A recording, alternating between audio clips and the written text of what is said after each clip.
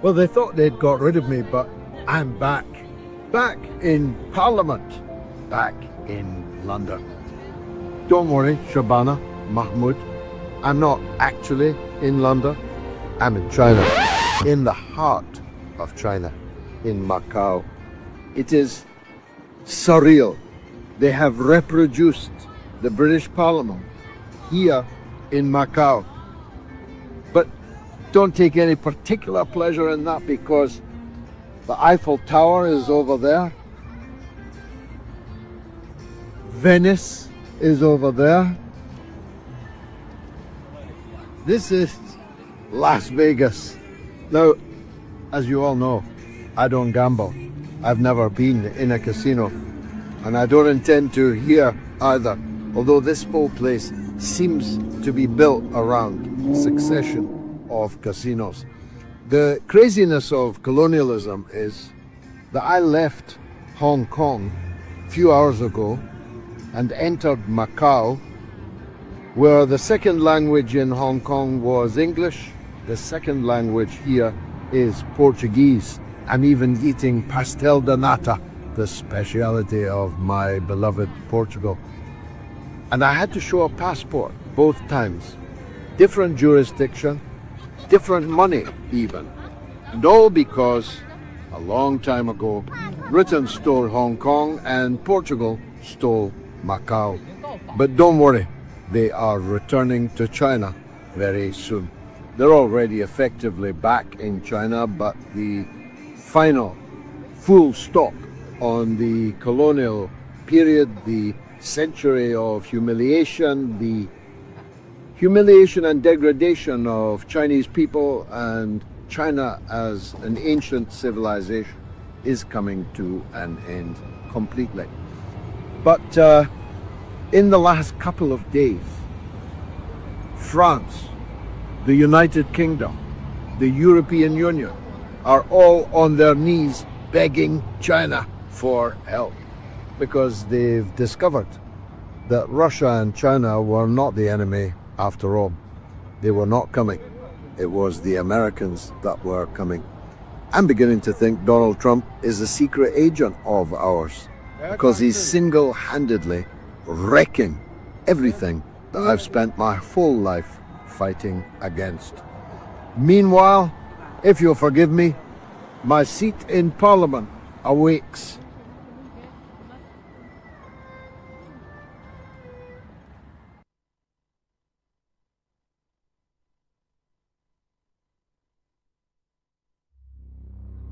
It's the mother of all talk shows. It's the mother of all talk shows. It's the mother of all talk shows. Go get 'em, George.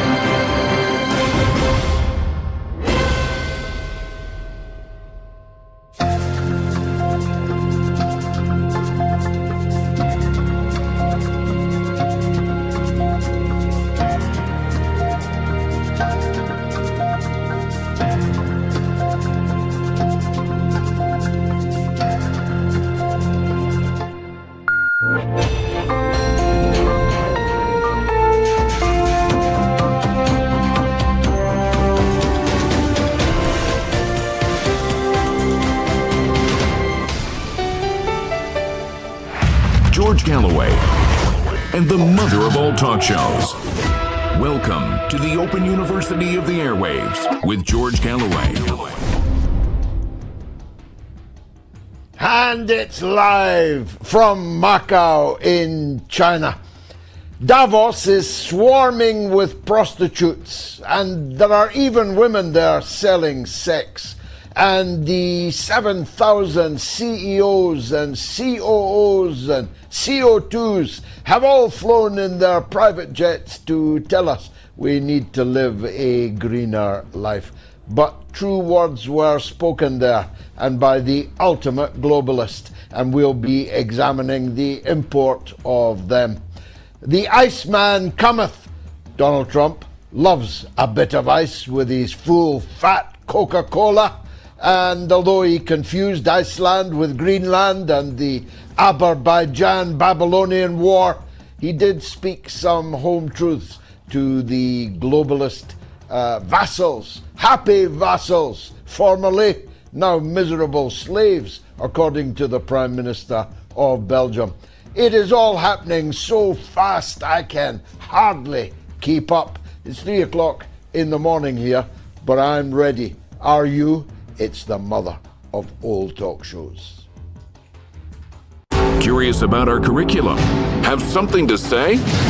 Then call us now to join the debate on the mother of all talk shows. The only education you can get for free.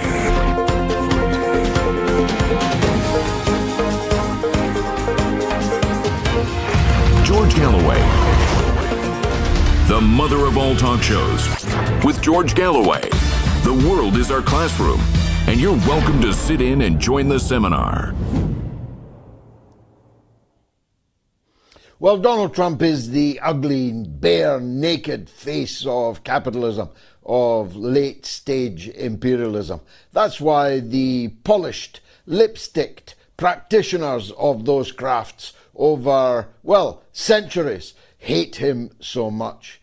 There's no messing around with Donald Trump. He means to have a part of the sovereign territory, a substantial part, a piece of ice so large it could fuel Donald Trump's Coca-Cola habit for the rest of his life, for the rest of his progeny's life. He means to have it, and one way or another, he's going to have it. And he wants Canada too. There's a fair bit of ice up there also. He regards Mark Carney, about whom more later, as the governor of an American state. No more and no less. He is rampant, rampaging, and when he's jet-lagged, well, he's even worse. He confused Greenland with Iceland, which must have had them twitching in Reykjavik. They thought it was Greenland he was going for. Turns out it was Iceland.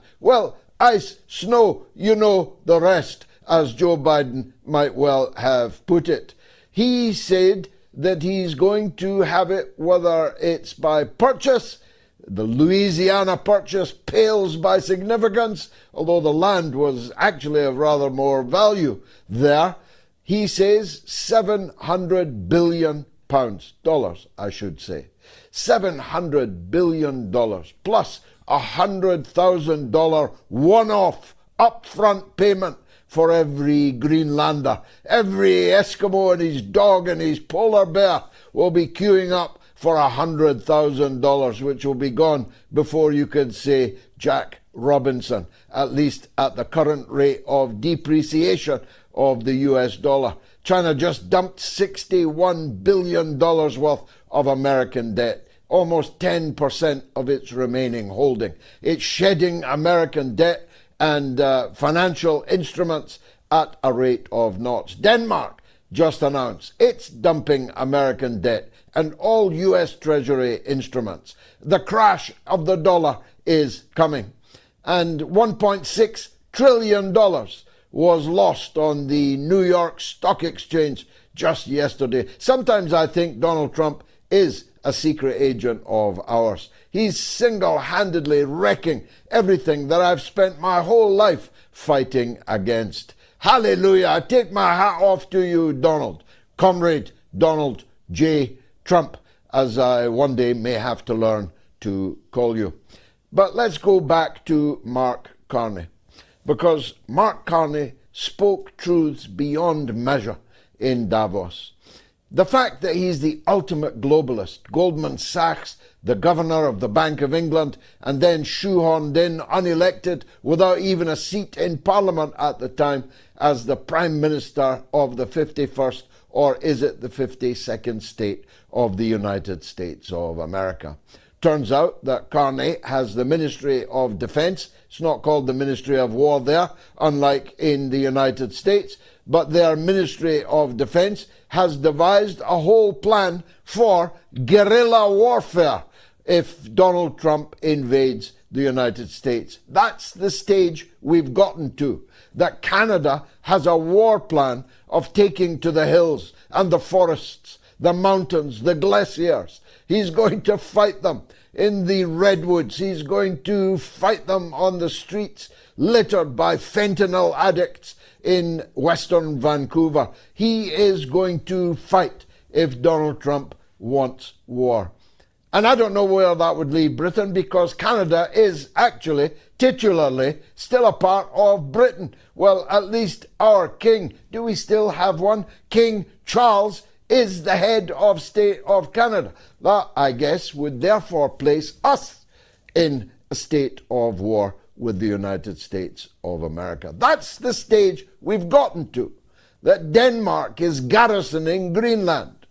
So is the EU part of the NATO military alliance. Article 5 is about to be invoked, not against Russia, not against China, about whom more later, but against the main funder, armour and supplier of the poor bloody infantry, the United States of America. That's the stage we're in. Britain, with the spike up its ass, it's not able really to turn one way or the other, sent a token force to garrison Greenland. A token force of 1 soldier. I'm not making that up. The French sent 50. The Italians sent 15. The Germans sent 15. And then immediately withdrew them when Trump promised more tariffs in response to any European Union country that is standing in his way on Greenland. It didn't save them, because Trump then promptly introduced a 10% tariff on all of them, rising to 50% in June, which is, believe it or not that long distant, and 100% tariffs, 200% tariffs on France, his nemesis, the sunglass-wearing indoors Emmanuel Macron, the Microlian of the French Republic. 200% on champagne. How would the Americans ever survive the dearth of champagne that would undoubtedly result? The Danes are refusing to send any more Ozempic. So that is Mike Pompeo done and dusted. Every person in Hollywood currently jabbing themselves with Ozempic are going to have to find an alternative, because the Danes produce all of it, and they're not going to send it to you anymore. And with your freedom fries, you can forget about Danish bacon. You can go and sizzle somebody else's bacon. These are the times we are living in. The EU just suspended the trade agreement it had initialed with the United States of America, declaring trade war on the United States of America. They're firing tariffs and sanctions now. Will they be firing missiles, bombs, bullets when the chickens, do they have chickens in Greenland? Geese, they must have geese when the goose comes home to roost. But back to Mark-carney, the ultimate smooth-talking globalist. I mean, I've got to say something. I really despise Mark-carney, but at least he can speak English. At least he's a grown-up. At least he can speak in sentences, in paragraphs. At least he doesn't confuse Azerbaijan with Azerbaijan. At least he doesn't confuse Armenia with Albania. At least he's not threatening Outer Mongolia when he thinks he's threatening Afghanistan. Mark Carney is a very smart guy. He's spent all of his life earning hundreds of millions of dollars, pounds, and euros. So I guess he must be. But Mark Carney clearly chose his words carefully. And he told us something, a truth that will now shape the world. He said, not only is the rules-based international order dead, but that it was always a lie. He used that word. And he said, the middle-range countries, like Canada, like Britain, like everybody else really, went along with the lie. His word, not mine, because it benefited them to do so. Now, I don't know about you, but I have spent most of my adult life stating exactly that truth, for which I've been falsely accused of being a communist, a Baathist, a Nasserist, a Maoist, a Trotskyist, every ist you could think of, even though I'm actually not guilty of any of those epithets. I have been traduced, ridiculed, insulted, marginalized, demoted, expelled for speaking the simple truth that Mark Carney, the ultimate globalist, spoke where? In Davos. In Davos, he said that it's over. The old world is over and it isn't coming back. Again, his words, not mine. This in the immediate aftermath of him having flown to Beijing and kowtowed to the new emperor of the world, President Xi Jinping of the Communist Party-run People's Republic of China. Because it turns out that a communist government is able to run a mixed economy better than any capitalist country has ever achieved. Such is the absolute dominance now of the world economic scene of the People's Republic of China. Everyone must go to Beijing and, metaphorically speaking, kowtow, because Xi Jinping is not an emperor and he doesn't appreciate people kowtowing to him. The Chinese kowtow, or am I mixing them up with the Japanese? I'm doing a Donald Trump here. Now, Carney promptly reduced, while he was on stage in Davos, the tariff on Chinese electric vehicles from 100% to 6%. Chinese cars are about to flood Canada. Why? Because they're far better than our cars. Chinese cars are absolutely dazzlingly brilliant. If anyone wants to send me a Zeekr, Z-E-E-K-R, I'm ready to take the keys. The Chinese automobile industry and the Chinese EVs, electric vehicles, are so good, nobody can compete with them.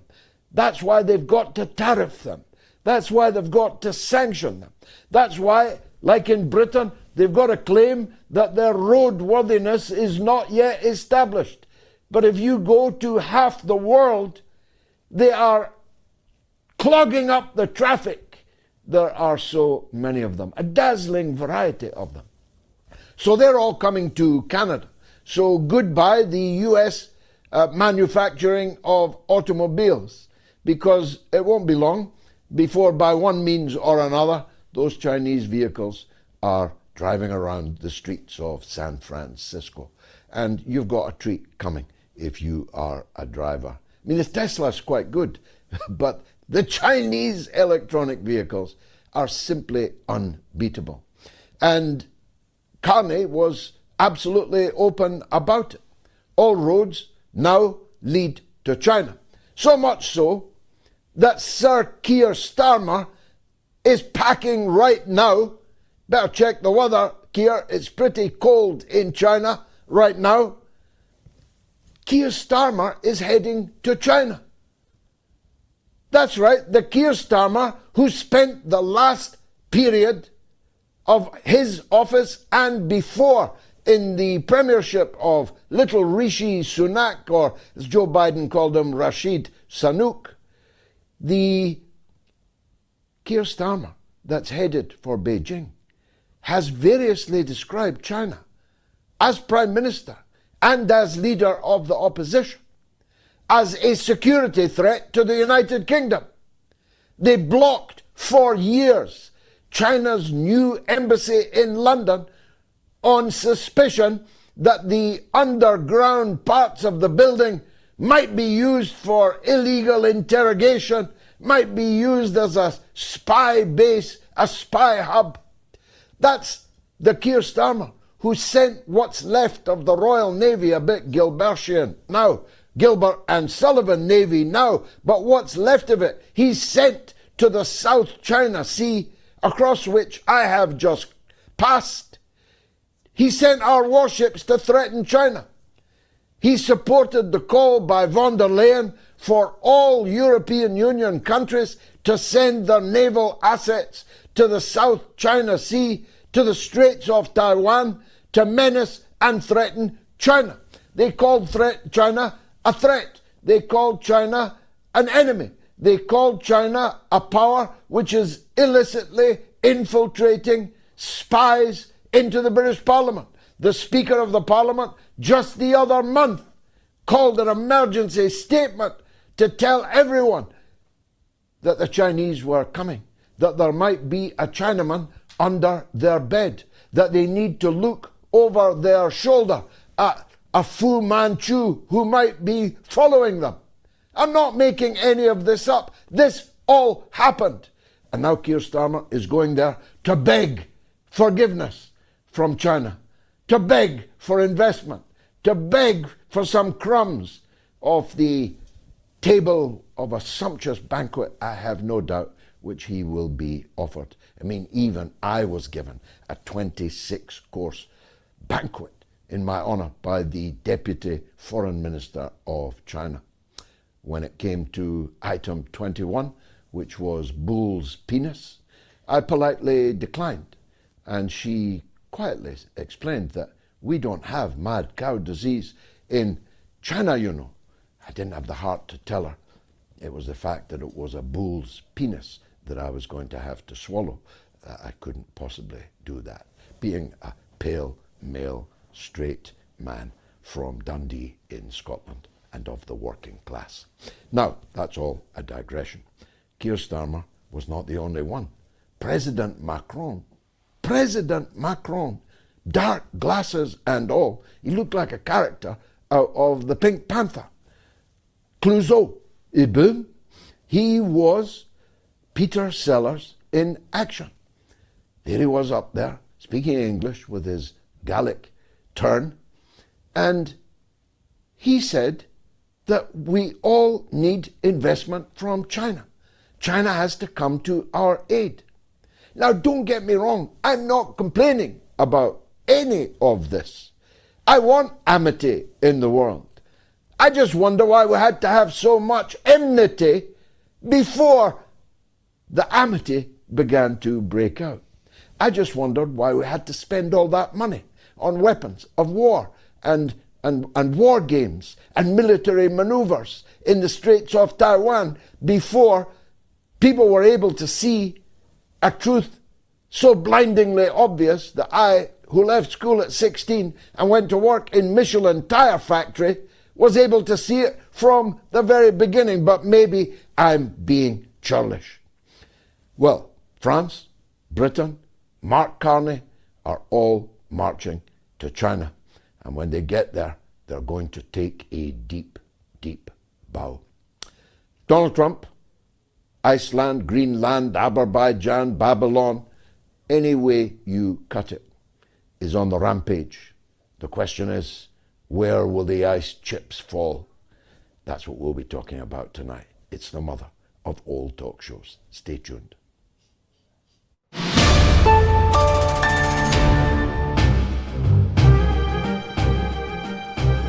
He's a schoolyard bully, Piers Morgan. And he does have a big show, but then he has a big and plush and very well appointed studio. and he has a big and very well paid staff. He has a very big budget. He's an extremely wealthy man.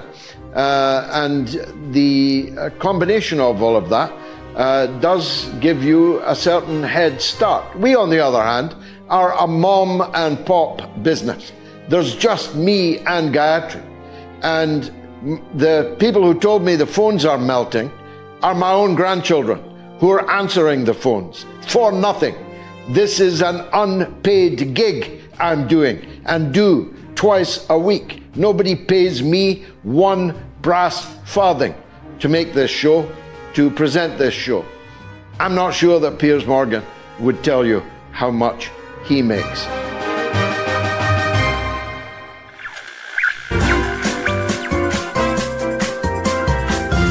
You are listening to the mother of all talk shows with George Galloway.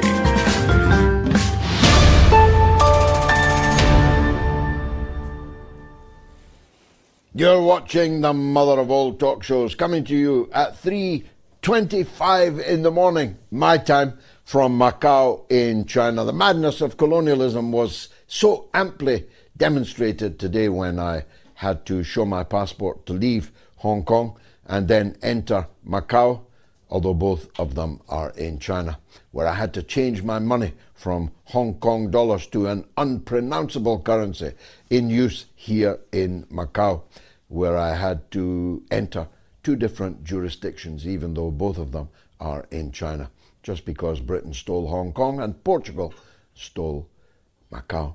Only 1% of the people of Macau speak Portuguese, and yet every single sign is bilingual in Portuguese and Chinese. Go figure. Now, here's the poll. Will Trump invade Greenland? Yes or no? Should that be Iceland? No, Greenland. Yes or no? You can vote on my Telegram channel, t.me/George Galloway, on my X, on the YouTube community poll, on the YouTube stream, and if you are in the avant-garde, the cream of the crop, in my patreon.com/George Galloway list, then you can vote in that ballot box. A huge number, 25,000 people have voted already. If you want to call the show, it's toll-free in the United States and Canada. That'll have to be amended, that phrase, at some stage. It's +1 844 944 3344. Britain and Ireland, two separate countries, it's free of charge, 0808 196 5522. And the worldwide number is 0044 203 966 2625. Now, retired Lieutenant Colonel Tony Aguilar graced our screen not once but twice over the last 12 months. He's the retired US soldier and former worker at the Gaza Humanitarian Foundation, and I'll be talking to him about Gaza. But first, Lieutenant Colonel, people say that God invented war so that the Americans could learn geography. But there was quite a bit of geographical scattergunning going on at Davos by your esteemed or not President Donald Trump. He couldn't quite get his Azerbaijan quite right, and he wasn't clear who Azerbaijan had been fighting, but he was clear about one thing. He's taking Greenland. Is he? Well, good morning to you, George, and good afternoon from here on the U.S. East Coast. And yeah, the stem winder that we all witnessed of the U.S. president in Davos was an embarrassment to the American people. It was an embarrassment on the world stage. And though he reassured the European leaders that we would not use force to take Greenland, he then doubled down with the notion that we would be taking it one way or another. This is a man that cannot be trusted. If you look at U.S. action in Venezuela, the administration, to include from the very top, the commander-in-chief Donald Trump, still called Venezuela, it wasn't an invasion. It was serving an arrest warrant. So if I were Denmark and European leaders, I'd be very cautious and security-minded as to what actions our president may take. We do know that 2 weeks ago, he did give order to the chairman of the Joint Chiefs of Staff and the commander of Joint Special Operations Command to begin drafting plans for what that might look like. So is he thinking it? Yes. Is he putting direct action toward achieving some type of operation in Greenland? Yes. Should Europe be concerned, and should we see this as a drastic departure from any type of international norm? Yes. And we should take it seriously. Just like we should have taken Venezuela seriously, just like we should have taken his plans to turn Gaza into a real estate venture and make rich people richer. We should believe him. The world should believe him, and we should take action to stop it. Well, of course, Mark Carney said many dazzlingly important things, but he and Mark Rutte and Macron, in leaked texts with Donald Trump, leaked by Donald Trump, I should say, have all been caught saying, essentially, we supported you in your brigandry in Iraq, in Afghanistan, in Venezuela, against Cuba, and all the other madcap escapades that your country has been on. We did everything we were asked of, and now you're turning on us, and that's beyond the pale. They were all saying, we supported you killing brown people, but now you're threatening to kill white people. That's about the size of it, isn't it? That is a cogent way to synopsize what we've seen in these threats, especially when it comes to Greenland, and the European leaders saying that we've gone along with what's happened in the Middle East, with what's happened in Southeast Asia. We've gone along with it, and now you're turning on us. That's where you break the rules of the club. And I've read some in American media that there's this deep state, or that there's something amiss. And what I would like to say to all Americans, and to really anyone in the world, this is not deep state. This is the shallow end of the kiddie pool on a Utopia of the Seas cruise line, where the parents aren't watching. There is nothing deceitful about this. They are being upfront. They are telling us exactly what they're going to do. Trump has made it clear to not only European leaders, but also to the United States, that part of the reason he wants to take a sovereign territory from a NATO ally is because his feelings are hurt about the Nobel Peace Prize. That he suspects that Greenland should belong to the United States because of this. He's repeatedly painted Greenland as this de facto part of North America, dating all the way back to the Nazi era. And his history is incomplete and incorrect. The advisors around him are providing him with bad advice. If I put my loved one into a nursing home and that loved one consistently escaped and harassed the neighborhood, I wouldn't necessarily blame him alone. I would blame the staff. The staff around him, to include our Congress, to include his cabinet, are just as complicit. And America is really waking up to it, especially in these last few days with the president's remarks in Davos. Well, of course, one of the things he said today was channeling World War II. You're a military hero. Even I was a boy soldier. Even at the age of 71, I'm ready to fight to defend my country if it is invaded. But Donald Trump, of course, has no such track record. 7 deferments to his call-up to Vietnam. But one of the things he was doing was channeling World War II and the spirit of it. He was right to point out that Denmark capitulated to the Nazis in 6 hours. He might well have added that the Danes provided quite a fair number of volunteers to the SS. They were the blonde, blue-eyed Aryans of Hitler's fevered imagination, after all. He might well have made a point that the United States had to seize Greenland because of the Danish capitulation to Hitler.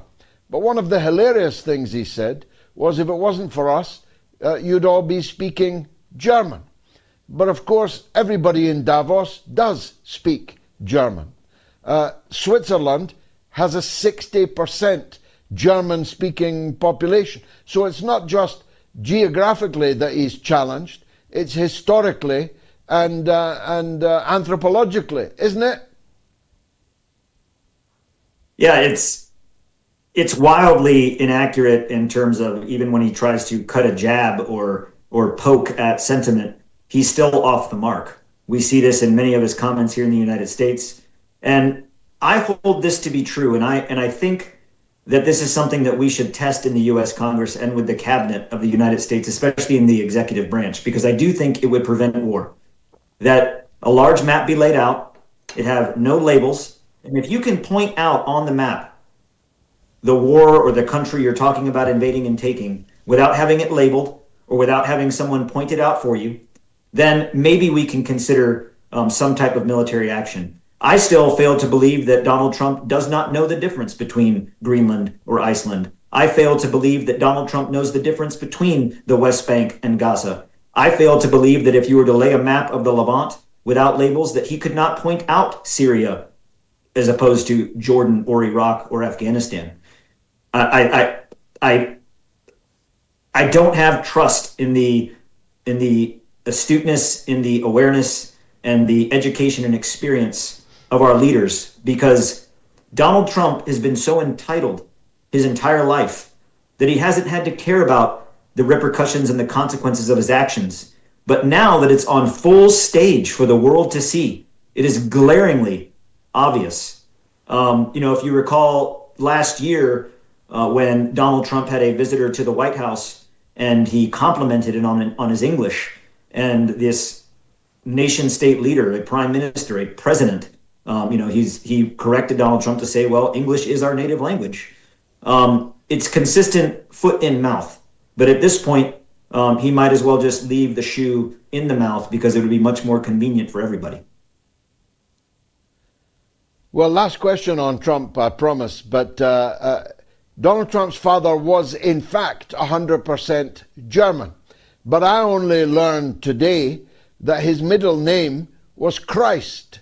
And that maybe is one of the sources of this messianic madness of which Donald Trump appears to be possessed.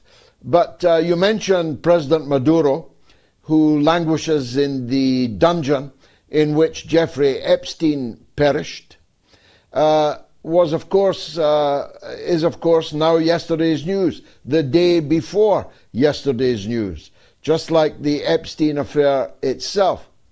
But if I were the head of state in Iran, I'd be very careful tonight and tomorrow night and the night after that, because it seems to me that, notwithstanding the deliberately deceitful statements about not attacking Iran, Donald Trump is ready to attack Iran. If you look, as I do, and I know that you do, at the placing of American military assets around the world, in the Middle East, the flight plans of tankers and so on, they're all pointing at an attack on Iran, and maybe an attempt at a Maduro, at a decapitation strike. For heaven knows, you certainly do. The United States is not in a position to invade and occupy Iran. What do you think is going on that track? Well, you are correct, sir, in that if you just look at open source intelligence and anything you can see in the open media, the placement of naval assets, as we know, the USS Gerald Ford was moved to the Caribbean. We had to make some adjustments, and now the USS Ronald Reagan is heading there or is already afloat at sea with its capabilities and everything that comes with it.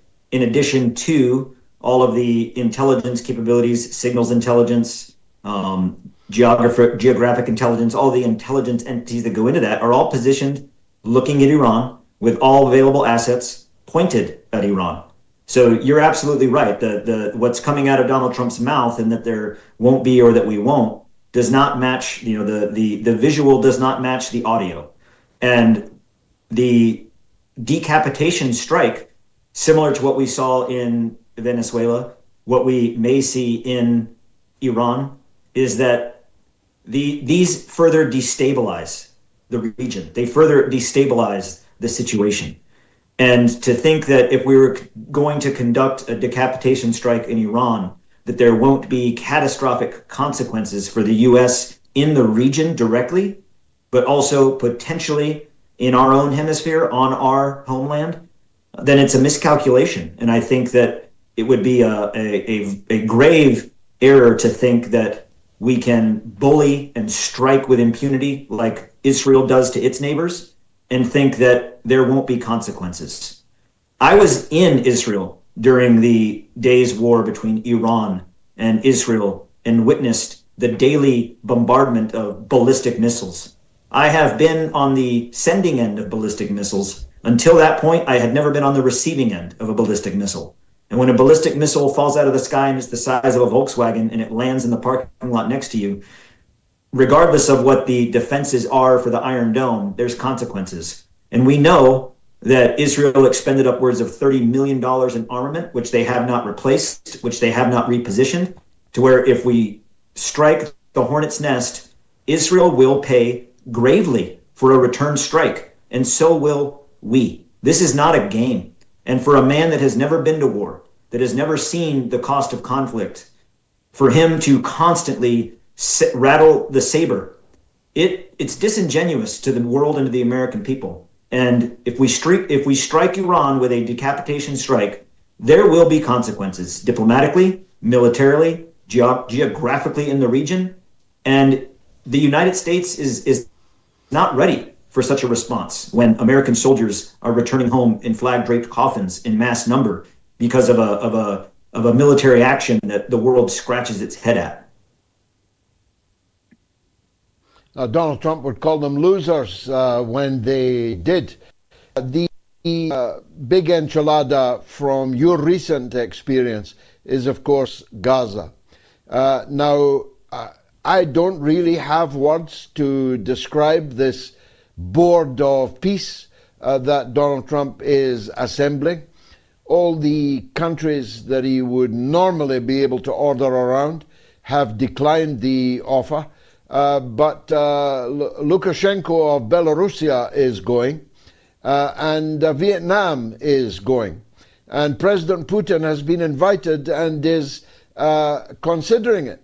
Personally, I hope in those cases they all do join the board of peace. I think the Palestinian people will be safer if their voice has to be taken into account in this boardroom that Trump is assembling. But the purport of it, the $1 billion that you've got to pony up in order to join it, all reeks of something else other than peace in Gaza, doesn't it? It reeks of some kind of new United Nations, some kind of land grab, not by Israel this time, but by the United States. I would think Netanyahu himself must be a trifle anxious because control, sovereignty over the Gaza Strip is rather inexorably moving out of his hands. What's your take on that?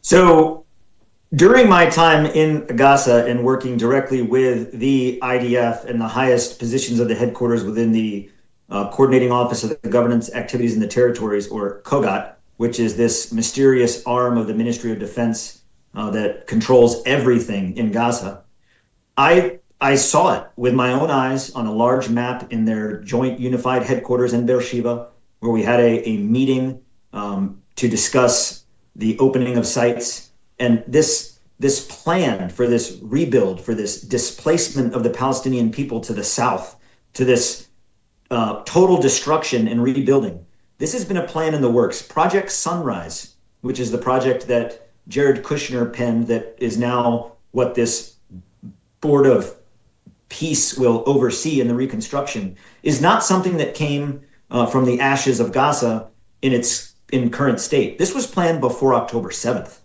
And what we're seeing now is that the reason it was palatable and why Netanyahu openly welcomed US playing in it is because he anticipated in the end he would get to maintain control of the crime scene, that he would continue to hold Gaza at bay, either forcefully displace or kill everyone within the Gaza enclave. And now it's almost as if Donald Trump didn't read the last page of the act of the play. And now he's coming in with the get out of the way. I'm going to show you how we really do real estate. And Netanyahu is almost like, whoa, whoa, whoa. Like that's not, remember, that's not what we're really doing here.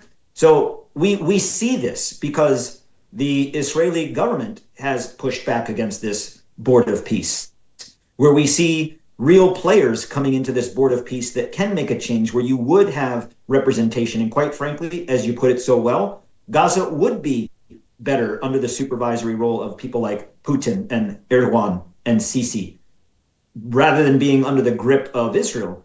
But Israel has already pushed back vehemently against this board of peace. Who's on it? Who will be on it? Who can be on it? Who can't be on it? What the phases will be. And let's remember, we blew through phase 1 and phase 2 without an actual ceasefire and without the implementation of full unrestricted aid into Gaza. To this day, there is a disheartening minimal amount of aid that's still going into Gaza. The Rafah border is not open. So here we are rushing to rebuild. That will mean the forced displacement. Right now, current open source satellite imagery of Gaza, in the very places that I stood in southern Rafah, you will see the construction of a large encampment. This encampment will house every surviving Palestinian in the south. They are moving forward with this plan. And I think that there's going to be a lot of rub going forward between Netanyahu and Trump on what the true intention of how Gaza will end up. And we're going to see that come out in the coming weeks and days, on that friction between Israel and the US government, namely between Netanyahu and Trump. I would caution all viewers out there to, don't lose sight of Gaza, don't lose sight of Palestine, and watch the friction that's going to come when you have money in the billions on the table. And just finally, en passant, what do you make of a member state of the United Nations literally bulldozing into rubble the headquarters of the United Nations Relief and Works Agency, UNRWA, in the heart of Jerusalem? I mean, this seems to defy all logic. How can you be a member of an organization whilst willfully destroying the headquarters of the organization that you're a member of? Absolutely. I think that Israel is a pariah state. Israel has and is committing a genocide by definition of law, not only by U.S. law, 18 U.S. Code Section 1092, and by UN resolution. They are committing genocide. That is now a fact. That is not a notion of fiction.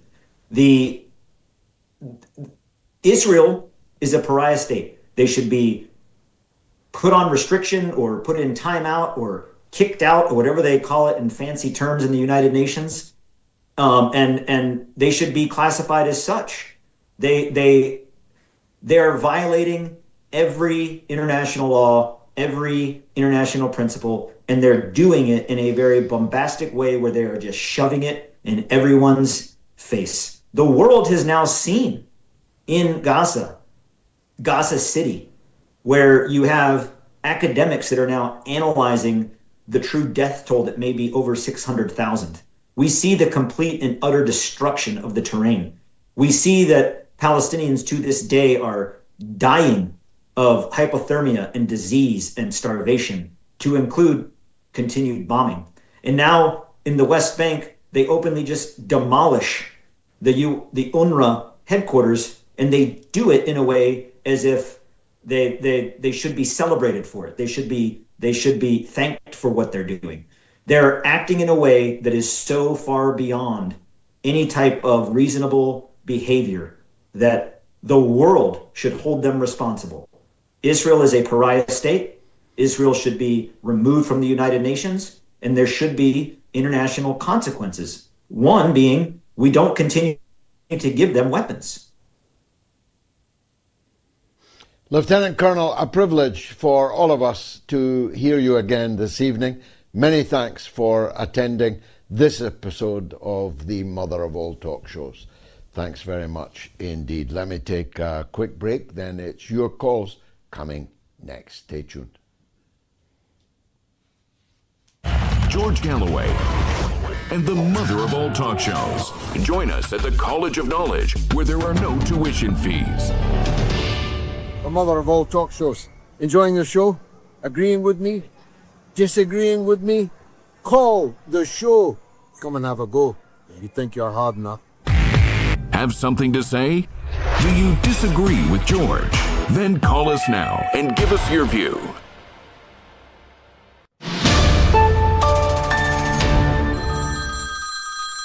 What a great show this is! I listened to it, I thought, wow, what a great show. I've called into your show today, George, because I'm a great caller. Probably the greatest caller you've ever had. I really am. The only way your show could be better is if it had more of me, Donald J. Trump, in it. You keep talking about me, George. You do. I've heard it, I have. So many of the American people, the best people, listen to your show.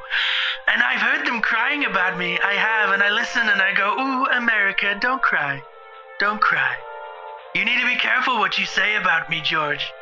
You don't want me to put a tariff on your show like I did with China. And then you'll come running for my help, just like little Zelensky. You know, I know you will. I know these things. Make the mother of all talk shows great again. That's why we're here. That's what we're gonna do, George. We're gonna boost your ratings. Donald is gonna boost them bigly. I'm giving your show the Trump bump. You're welcome, George. Thank me. And remember, nobody talks like me. Nobody calls like me. And absolutely nobody ends a phone call like me. I'm hanging up now. Not because I finished, but because I won.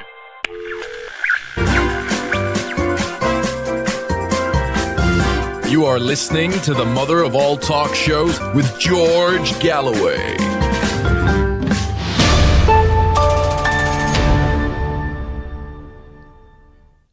Will Trump invade Greenland, yes or no? Get your votes in. Almost 25,000 people have now voted, and it's not clear-cut. Let's just put it that way. But if you want to have your say, get your vote in now on Telegram, on X, on the YouTube community poll, on the YouTube stream, or on my patreon.com/George Galloway. Let's go to California. Who wouldn't? Where Barry wants to talk about Trump and Greenland. Barry, welcome. Thank you, George, for having me on again. And you are a great orator. I want to talk about why Trump is going to Greenland. And by the way, YouTube now has the depredations of ads in the middle of your show, which should be inviolable. So there might be a 5-second pause where I have to press skip. I hope not. So anyway, my sources are experts on gold and silver. And it turns out that in the north, I don't remember the name of the deposit, but there are 2.03 billion ounces of silver. And that's why the main reason why Trump wants to go there. And the other thing I wanted to say is that I've been a health professional for 50 years, and I'm also a Jewish anti-Zionist journalist and activist. And there have been several times when I felt like I was having a heart attack, and I took 1 or 2 capsules of hawthorn berry, And another supplement is coenzyme Q10, and it's really, really good for the heart, and you could take it with your pills. I know that sounds like you're doing better with your heart, and I'm really glad to hear that, and I welcome your comment. Many, many thanks for that, Barry. Silver is something that interests me at the moment. Price here on the Shanghai index is at a considerable premium. The supply of silver seems to be extremely tight. So if there's that many ounces in Greenland, anyone would want to have it. But Donald Trump wants to steal it rather than buy it, because that's the kind of guy he is. As to the health tips, I'll play that back after the show and evaluate it. I'll come back to you. Barry, thanks as always for that wisdom. I can take comments, by the way, on if you're watching on YouTube. Just scan the QR code right now and leave a comment on the YouTube stream. As Ian McKillop has, Trump has nailed the big lie that Europe and America were ever allies or partners or friends. Well, as the devil himself, Henry Kissinger, once put it, it can be dangerous to be an enemy of the United States. To be a friend of the United States may prove fatal. And YCHTT says, when America farts, you... Do I have to read that? When America farts, Europe breathes in. And Di says, Trump won't invade Greenland. They will give it to him. They have no balls. Keep up the great work, George. Arsenal 1, Man United 2. I am still basking. You know, there are many United games over recent years that I wish I'd never see. I'm looking forward to watching City versus United for the third time, and I'm not joking. Now, Benji says Trump is known for pocketing valuables he doesn't have or need. Crooked Don can't be trusted in an outhouse with a spoon. Oh dear, it's all getting very, well, you know the rest. I said this maybe first, but I certainly said it early. I honestly believe that Donald Trump is in a state of mental collapse. And it seems to me that the 25th Amendment of the US Constitution was made for this moment, was made for this man. This man is a clear and present danger to the American Republic and to the peace and security of the world. John Sinclair says the people in the Baltic Chihuahua states can move to Greenland to be closer to their American chums, and Russia can have the land they left behind. Now there's a thought, John. Simon is in London on the same subject, Trump and Greenland. John, welcome. How you doing, George? Hope you're well, mate. Listen, during the first Gulf War, everyone knew that the conflict was about oil, but no one said it publicly, you know. Thatcher, Major, George H.W. Bush, you know, all, let's face it, smart people, but not a single person mentioned that it was about oil. Not even Saddam mentioned it was about oil, you know. It was like, it was taboo. It was like sex in a polite society, you know. Everyone knew it existed, but no one talked about it, you know. One could call it distasteful, you know, but which is why nobody talked about it. Now, fast forward today, and we're watching the same theatre play out, only this time, the subject isn't oil, it's gold, you know? Now, I began purchasing gold early last year in January because I predicted everything that would happen will happen, and it's happened today. Everyone knows that Donald Trump holds gold and has completed property sales exclusively in gold in the past, you know? Now, John Bolton, who, like yourself, I'm not a fan of, you know, very clearly from the get-go has said, quite rightly, that Denmark is the most slavishly subservient country in the in NATO, in Europe, you know, and a security arrangement can easily be agreed privately with Denmark without carrying out negotiations in effectively a football stadium with floodlights on the negotiators, you know, and for all his faults, and there's many faults, and I've never forgiven John Bolton on Iraq and the other Middle Eastern countries that he's created, his policies wanted to create havoc in, I think John Bolton is right on this hypothesis, which brings the question, why is it that Trump is still threatening to take Greenland by force so aggressively, Now, let's face the reality. The reality is Epstein affairs left him very, very badly damaged. His association with ICE, who are effectively the Proud Boys dressed in camouflage with a massive chip on their shoulder, trying to victimize brown-skinned people and people who don't look like them or talk like them, it's lost him a huge amount of support. And his conference yesterday, which you mentioned before my call, was single-handedly, in my opinion, I supported Trump a bit like yourself, but it was single-handedly the worst conference I've ever seen a leader give, even worse than Joe Biden. And Joe Biden was bad, giving proof not just beyond reasonable doubt, but beyond all doubt that this man is just not fit for office, and he's senile, Effectively, Trump knows, my point being... Well, I feel that way, John, but first of all, I can assure you, I mentioned that the war on Iraq was for oil. It was for oil, for Israel, and for the projection of an unbeatable, invincible American power. In the earliest days of the new Russian state under Vladimir Putin, when Putin had just inherited a country lying drunk on the floor with its pockets picked by its own oligarchs and by foreign interests. 2003, that's what the war on Iraq was for oil, for Israel, and for a demonstration of the invincibility of the United States. Well, it's of course now very far from invincible. The Iraqi resistance on Haifa Street quickly made it a no-go area for American forces. God bless the memory of Haifa Street. It was, of course, the case that the triumph in Afghanistan was completely reversed. The United States spent trillions of dollars, an ocean of blood, only to return the Taliban to power when they skulked out like a thief in the night from Bagram Air Base. So they ain't invincible. And of course, with the growth of the power, including military power, of Russia and China, the United States is not even the top dog anymore.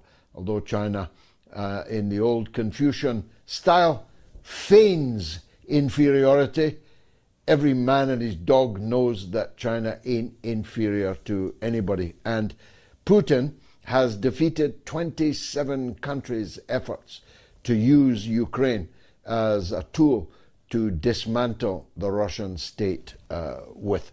Thanks for that call, and lucky you being a holder of gold. That's all I can say.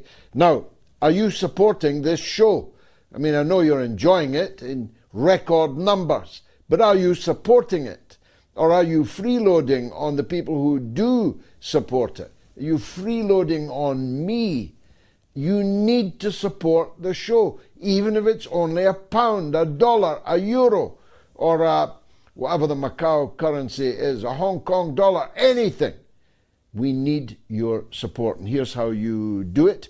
You go to moats.tv or you scan the QR code on the corner of the screen. Now, as these top donors have: Paula F. Soto, Alan McClernon, Richard Bramwell, Gary G., and Walter Lippman. Wow. Please do become a Moats donor tonight. Is that the Walter Lippman? Are you related to Walter Lippman? Fantastic. Thanks for every one of those donations. Now, just before the break, I'd like to mention the upcoming Workers' Party event. It's a live event. If you want to call the doctor about our NHS, you'll have a better chance of getting through than you will to your own doctor. You'll not get past the doctor's receptionist if you call today's NHS, but you can speak to the legendary Dr. Bob Gill and my former parliamentary colleague, Deputy Leader of the Workers' Party, Chris Williamson, and it's live from 5 p.m. on Sunday, the 25th of January. Now, after the break, I have the all too rare privilege of interviewing, in my opinion, the greatest socialist economist that there has ever been. That's right, it's Professor Richard Wolff, coming up from New York City. Stay tuned.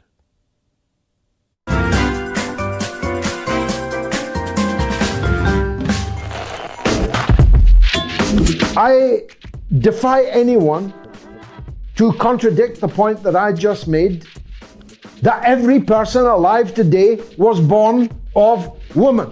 So why would we say that the people in the labor wards, in the maternity units, are people who are giving birth? Why can't we say women? Why can't we say mothers? Why can't we say women who are breastfeeding, mothers who are breastfeeding? Why do we need to say people who are chest feeding?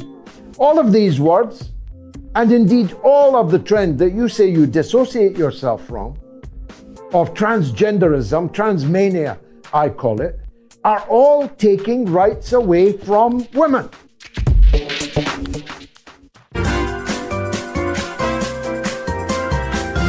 You are listening to the mother of all talk shows with George Galloway.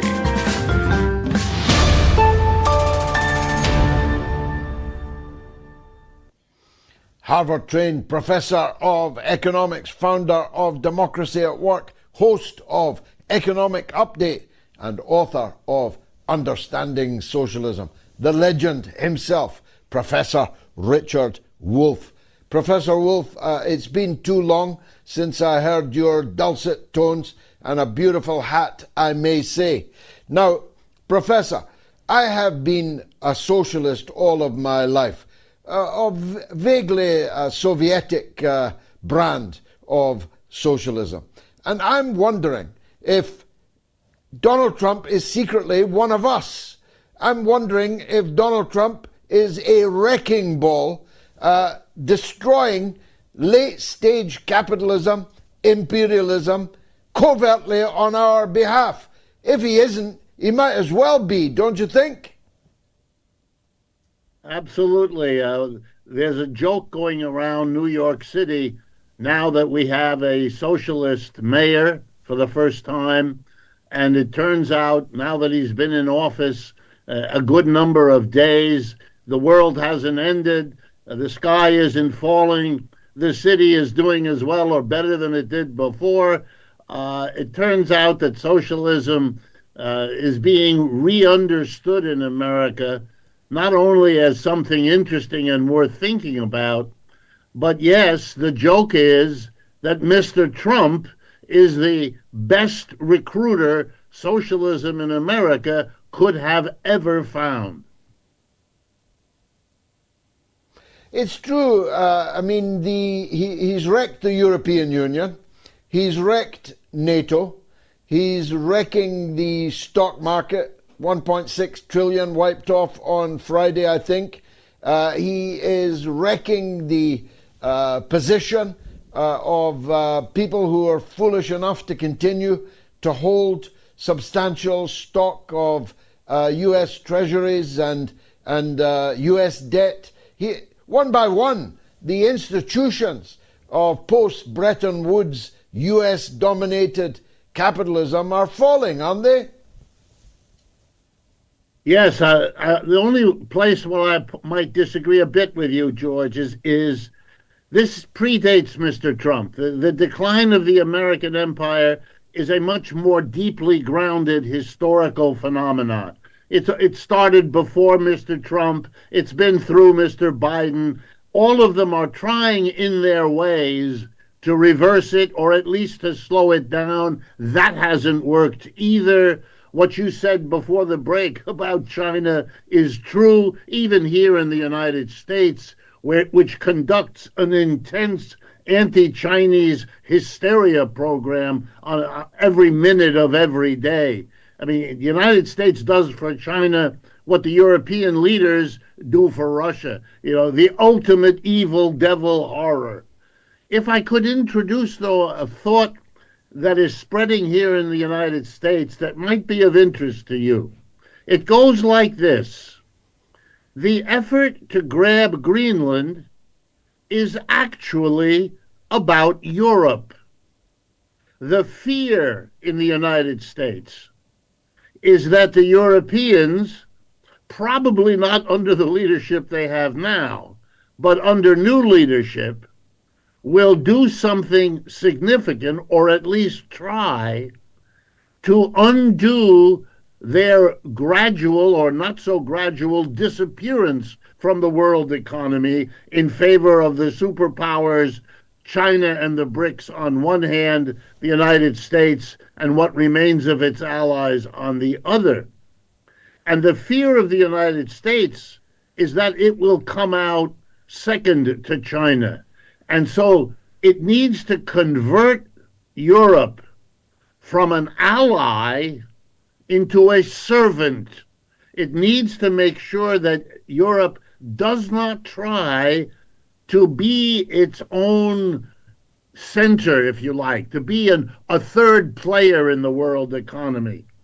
And you know, Greenland is a way for Europe to do that. It has energy possibilities. It has resources below the ground, oil, gas, all kinds of energy sources. That's part of the interest that's expressed in them by leading American investors who come especially from the high-tech area. The problem then is that Europe, in the view of the United States, shouldn't get it. And therein lies the problem. Because of Denmark, the Europeans already have it. And so you must separate the Europeans from Greenland so it becomes only an avenue for the United States to hold on to its global position rather than for Europe to move in, spend the money which Europe in a sense has to develop that and make it a player. China and Russia don't need it because the vast northern parts of Russia haven't begun to be explored. They don't need Greenland. They haven't the resources to develop their own possibilities. But the United States is not blessed unless, of course, hint, hint, it were to absorb Canada. That would be another way to try to hold on to a resource-rich situation.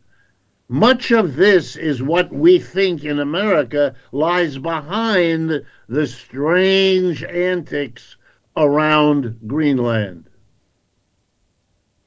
I promise we'll come back to Canada, but I say en passant that ontology is important. Trump is going to have to learn the difference between Greenland and Iceland.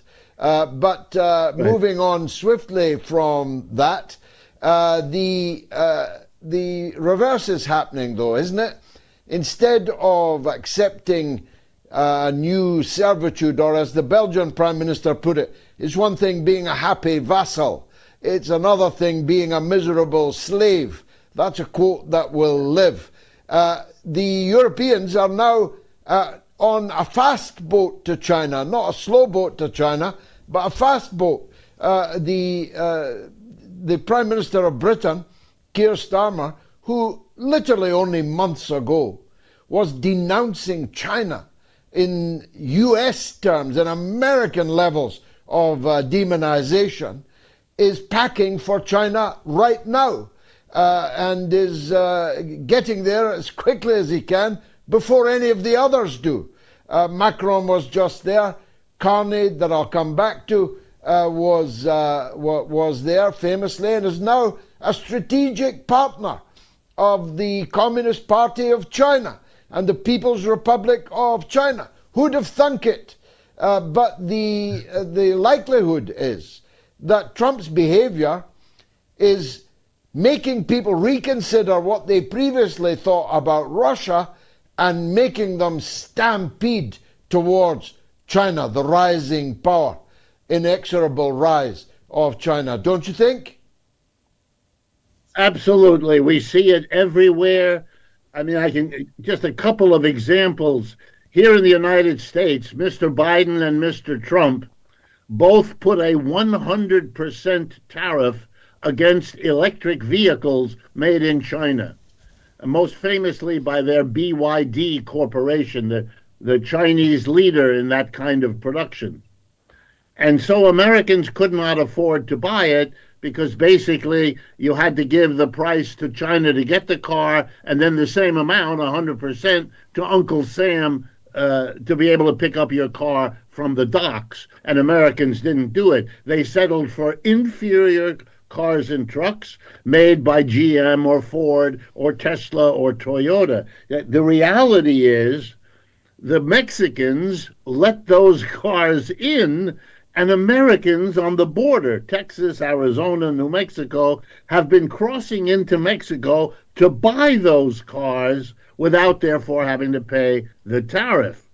Mr. Carney, come back from China, reduced the tariff on the Chinese electric vehicles from the 100% done to support the United States to 6.1%, in effect, erasing it.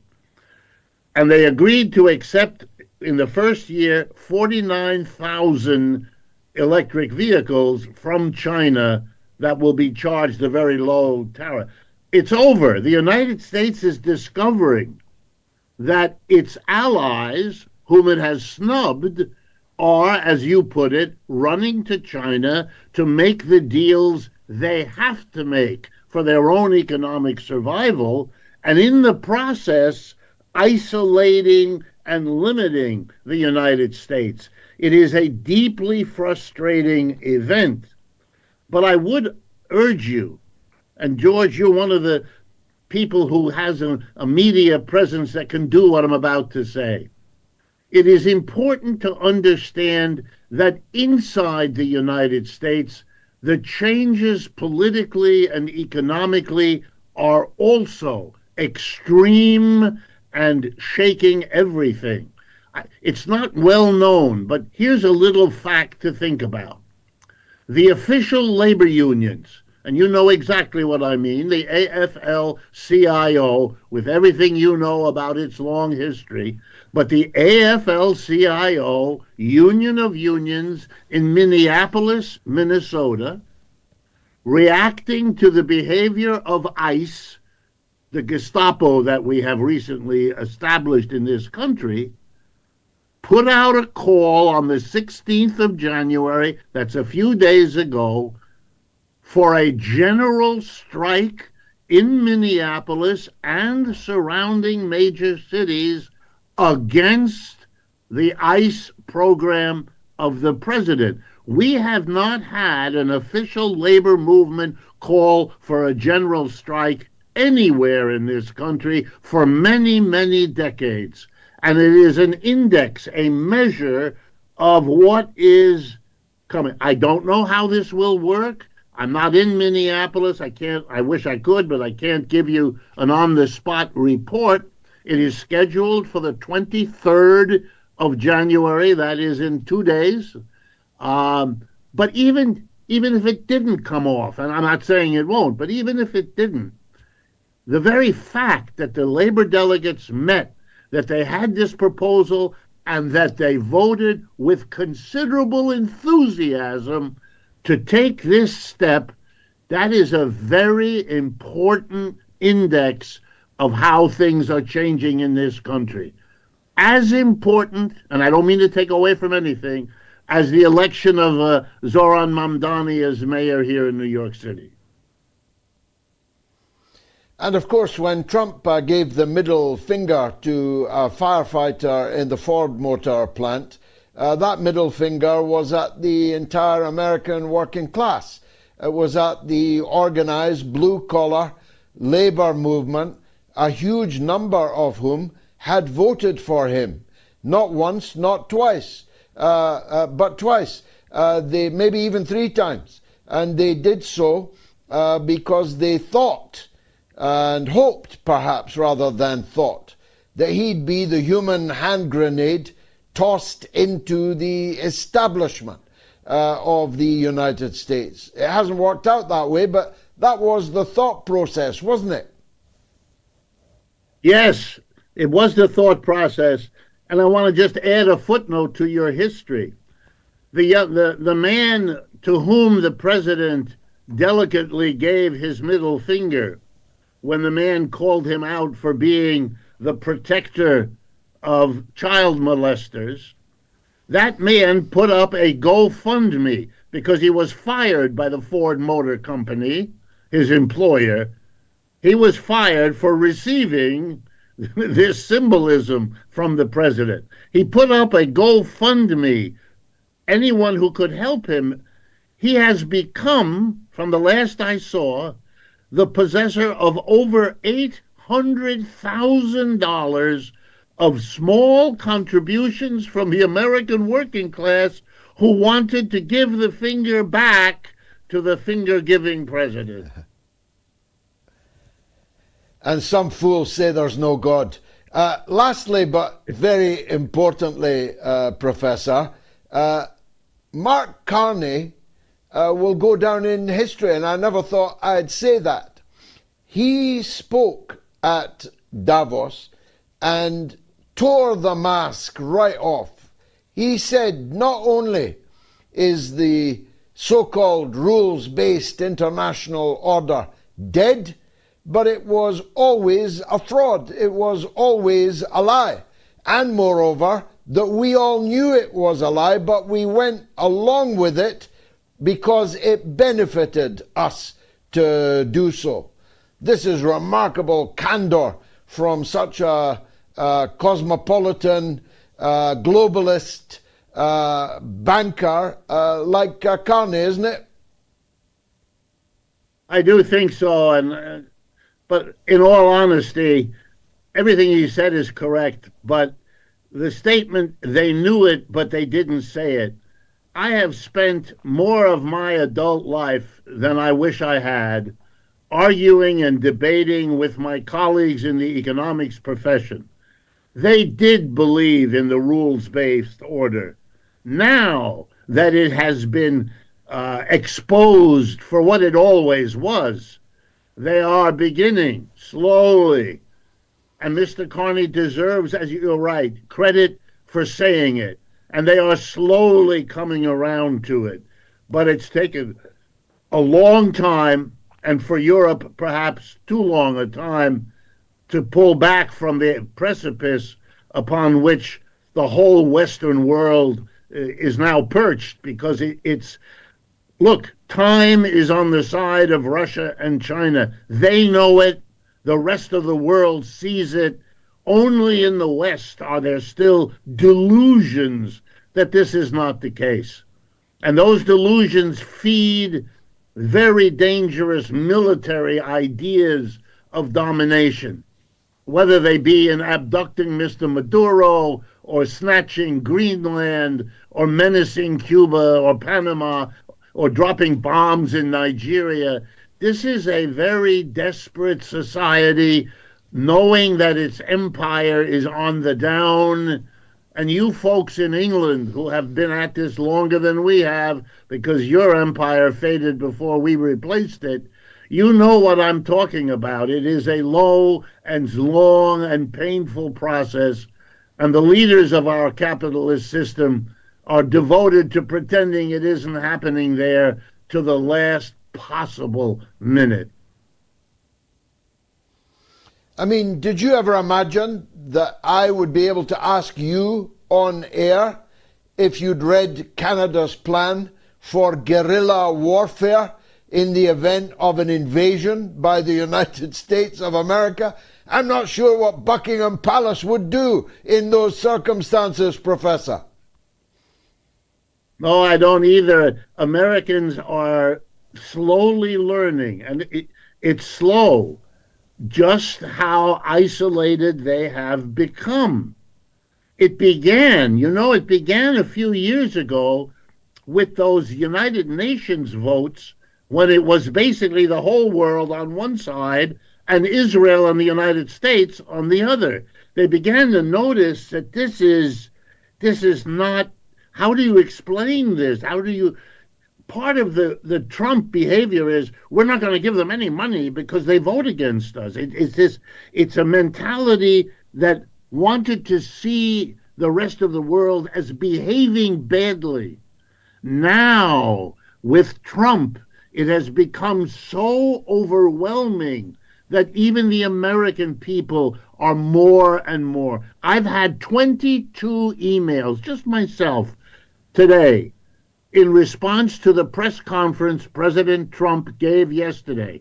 Every one of those emails refers to Mr. Trump's presentation as somewhere between dementia and incomprehensible. It's an extraordinary ability that's emerging to say that the emperor indeed is naked and is not wearing a lovely suit.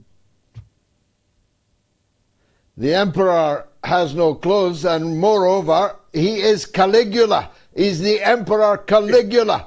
As always, a rare pleasure to see you again, Professor. Let's not leave it so long until we meet again. Professor Richard Wolff, the finest of socialist economists, not just in the world, but of all time, in my opinion. If he'd been appointed, there might still be a Soviet Union today. Will Trump invade Greenland? Well, it's ixy-pixy, as we say in Dundee. I don't know if you know that phrase. I'll come back to that after this short break, and then it's your calls. Stay tuned. George Galloway and the mother of all talk shows. Join us at the College of Knowledge, where there are no tuition fees. The mother of all talk shows. Enjoying the show? Agreeing with me? Disagreeing with me? Call the show. Come and have a go. You think you're hard enough? Have something to say? Do you disagree with George? Then call us now and give us your view.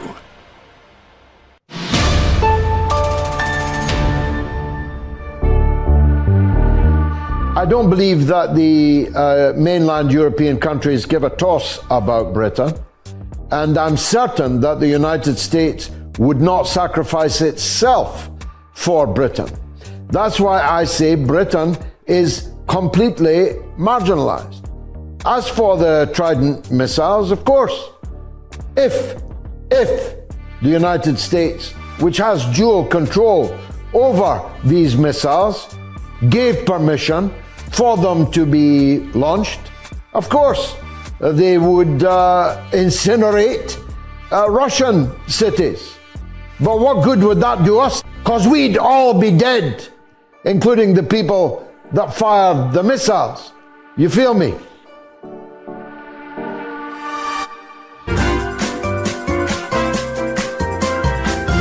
You are listening to the mother of all talk shows with George Galloway.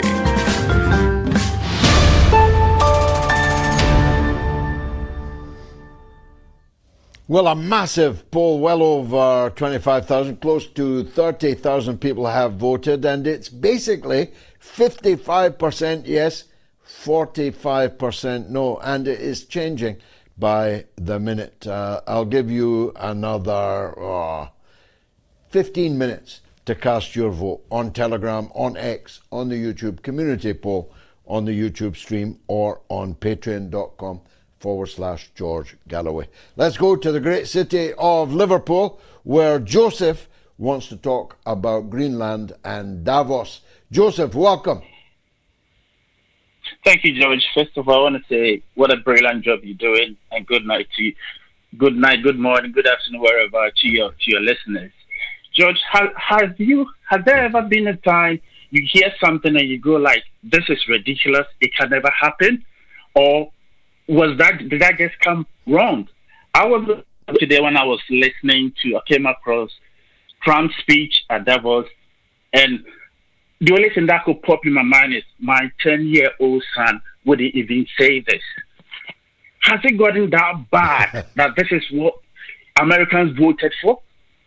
Is this what a president? I mean, as an adult, you wouldn't flick a middle finger in public to anybody. But as a president of so-called the most powerful country in the world to do that, It's so embarrassing. I felt so ashamed. And for once, I was beginning to think, is this a trend with U.S. that they always manage to find someone, I don't want to use that word, they find this type of people to lead the country, or something else is going on that the rest of the world we're not aware of?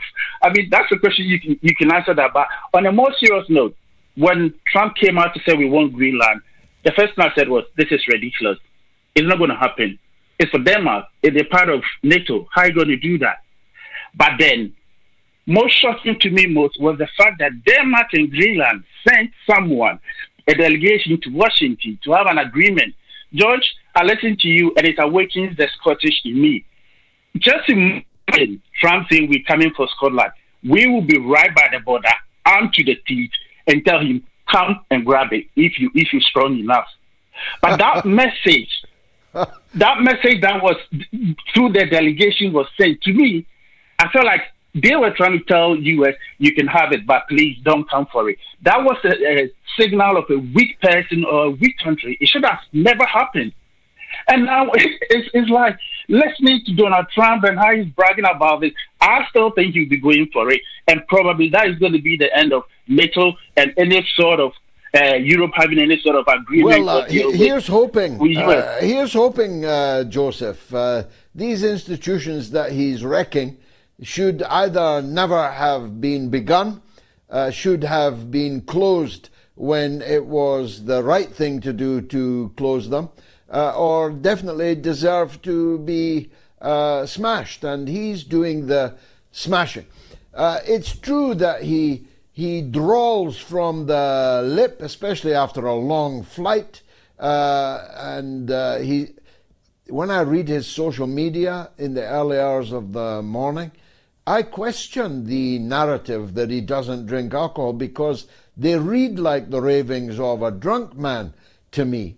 But whether it's drink or whether it's decline, I'm actually not entirely sure. But he talks in this way and he thinks in this way because he's essentially a gangster without gangster cred. I mean, this is not Don Corleone. I mean, he's not Marlon Brando. The Corleone family had much more class than Donald Trump. He's more Goodfellas. Maybe not even that. He's more Sopranos.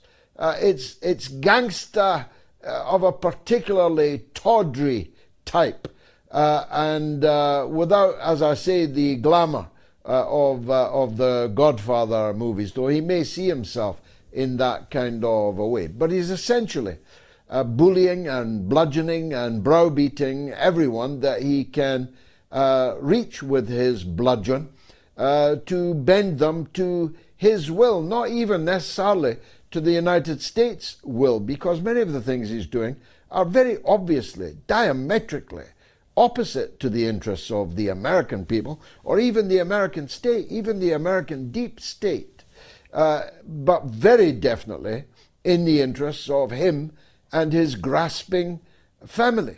His grasping family and this dynasty of the Trumps that he obviously envisages seem to me to guide a great many of the stances that he takes and the postures that he strikes. A big thanks to you, Joseph, and love to Liverpool, one of my favourite places on the earth.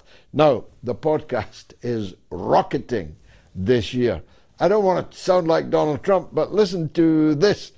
We're in the top 10 for politics in Egypt, the United Arab Emirates, Nigeria, Belize, and Iraq. Top 10. We're in the top 40 for politics in Portugal, Ireland, Saudi Arabia, and Hong Kong this week.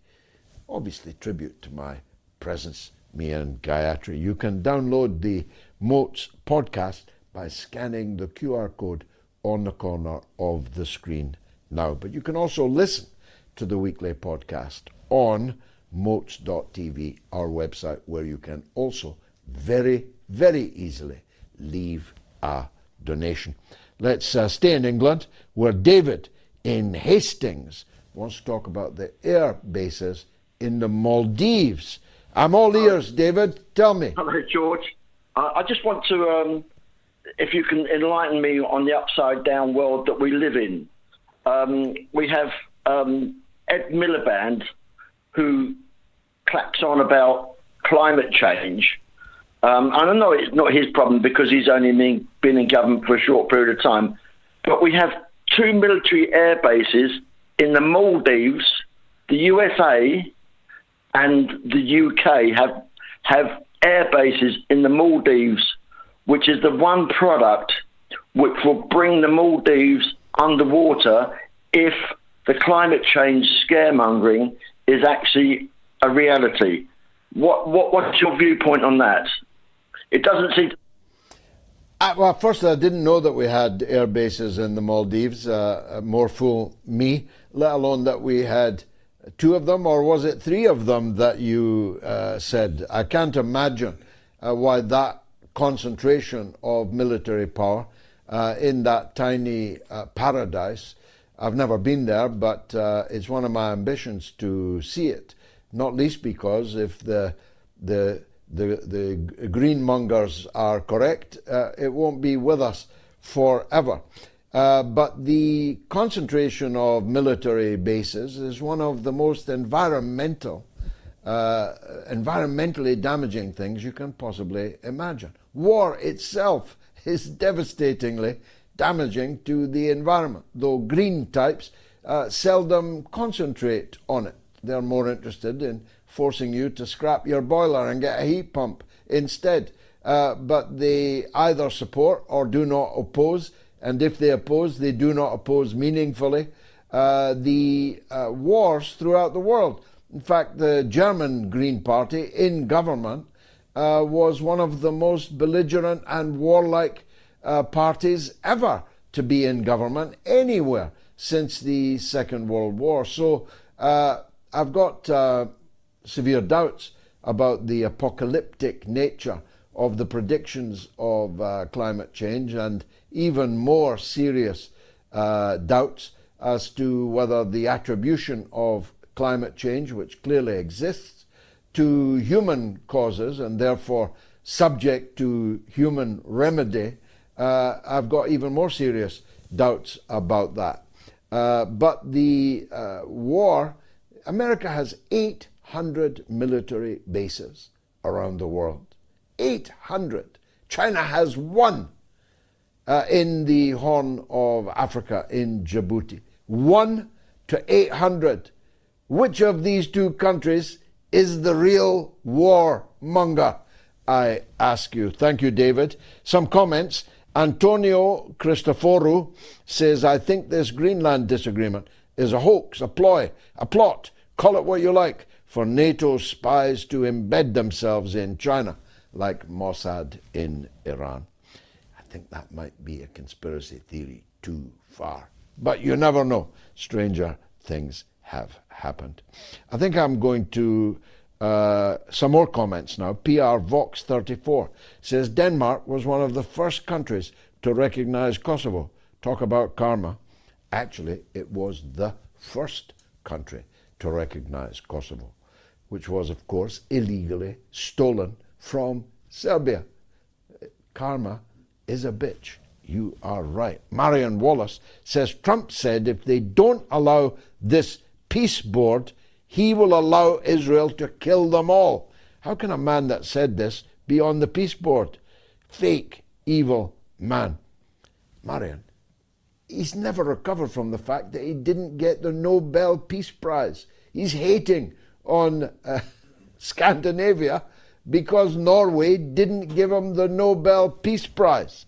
And Pebs MC says if Iran is targeted, the whole world economy will go in tatters. This is one more reason why Trump won't take such a risk. Hope you're right. Catherine Foley says Putin, Russia is ready to join the Peace Council with $1 billion from its frozen assets. What a good idea. I wish I'd thought of that. On line 1 is Jeffrey in England, in the Wirral, who says the UN is set up to fail. Jeffrey, welcome to the show. Good evening, George. A privilege to speak to you. Yes. Thank you, sir. As a result of the First World War, they set up the League of Nations, but already the damage was done from the point of view of our Palestinian brothers and sisters, because Lord Balfour had declared. So fast forward, and there's a Second World War, regardless of anything that the League of Nations might have tried to do. They set up after the war. They set up the United Nations.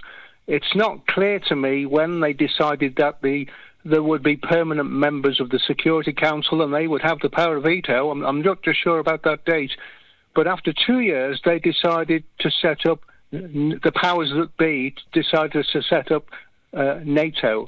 Excuse me, a North Atlantic Treaty Organization. Excuse me, what about the South Atlantic? Do they not need protection, or are these just continents suitable for pillage?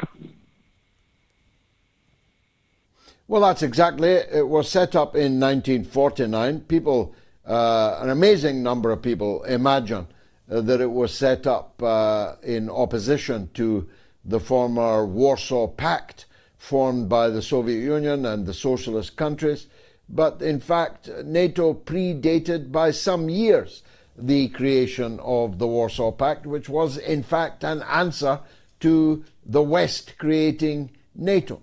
Now, I've spent, well, literally my whole life, since I was 13 years old, I've been demanding Britain out of NATO, and now NATO is disintegrating in front of our eyes. I don't know when they agreed the permanent membership and the veto system, but the UN is clearly now unfit for purpose. And I have long believed and proselytized for the BRICS and the SCO and the New World Order to establish their own United Nations, because it seems to me that the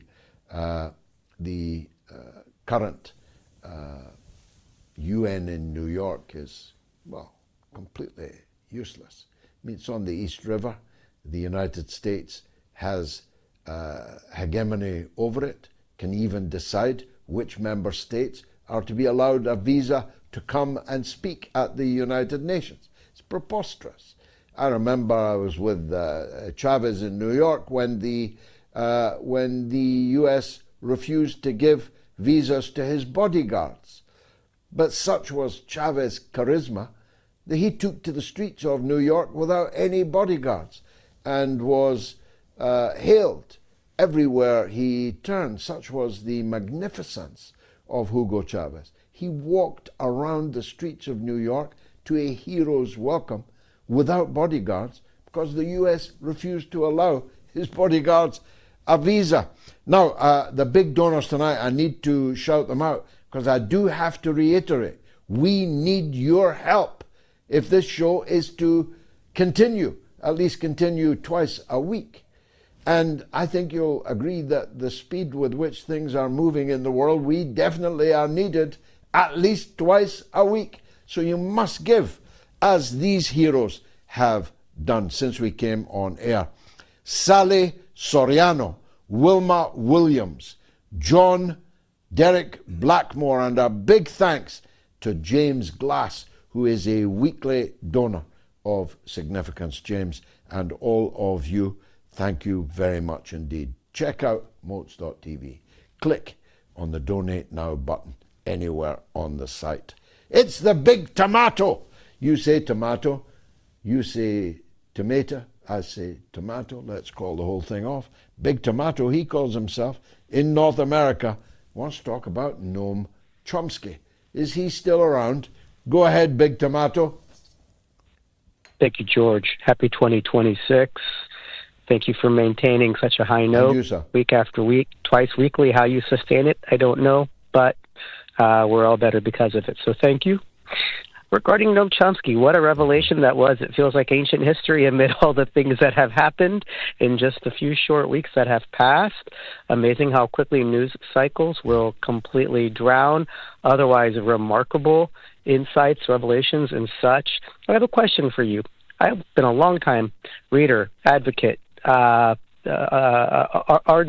supporter of the works of Noam Chomsky since my own youth. Actually, I would say that in many respects, many global views were shaped by the things I read as a young man by Noam Chomsky. You can imagine how disappointing the revelations of these relationships with the likes of Epstein, Ehud Barak, and so forth would be to somebody with those inclinations.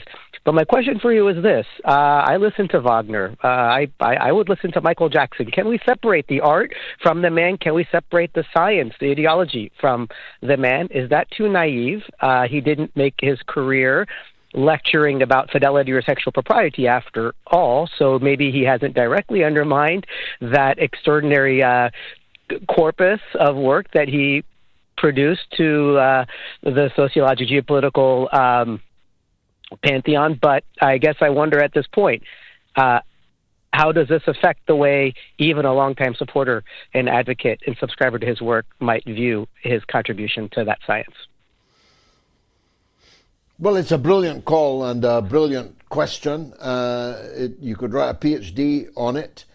You could do a whole show on it. I'm one of these that believes you can separate the art from the person. After all, no one at all knows what the personal character of Michelangelo was, but we can all marvel at the roof of the Sistine Chapel.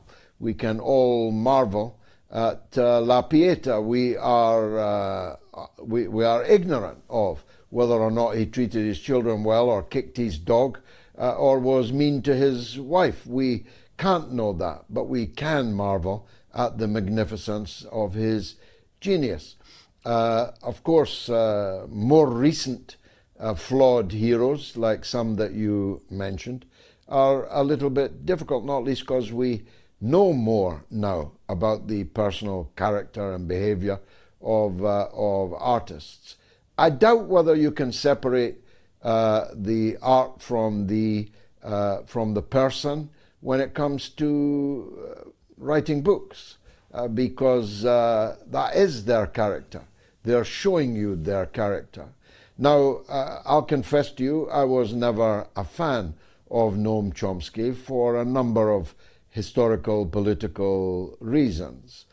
He defined himself as an anarcho-syndicalist, and that's never much appealed to me. I earlier confessed my political leanings, and we had no truck with anarcho-syndicalists by and large in our tradition. But that wasn't the only reason. I hated his attitude to the USSR and to what we used to call actually existing socialism in places like Cuba and elsewhere. We had these political disagreements. However, I did interview him for my film, The Killings of Tony Blair, in a very nice hotel room in London. And he was most gracious, and he spoke well and in complete denunciation of the role of Tony Blair and the Iraq War.